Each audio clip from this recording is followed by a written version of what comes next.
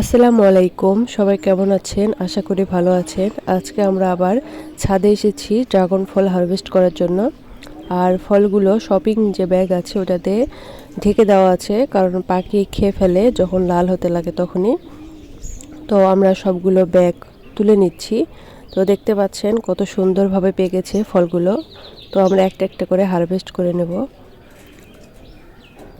মাশাআল্লাহ, এটা হচ্ছে পিঙ্ক ড্রাগন ফল, যেটার ভিতরে সাদা আর বাইরে হচ্ছে লাল বা পিঙ্ক কালার, যেটা ওইটা। তো এই গাছটিতে অনেকগুলোই ড্রাগন ফল আছে।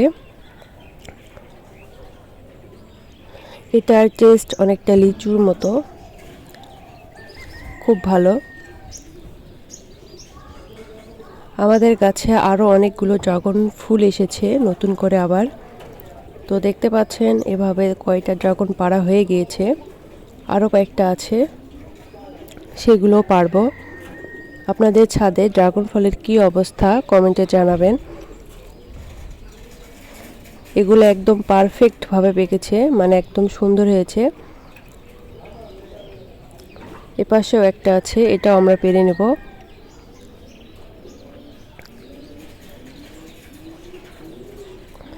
আপনারা আমার ভিডিও অনেক লাইক করেন, তো সেজন্য আপনাদেরকে অনেক অনেক ধন্যবাদ।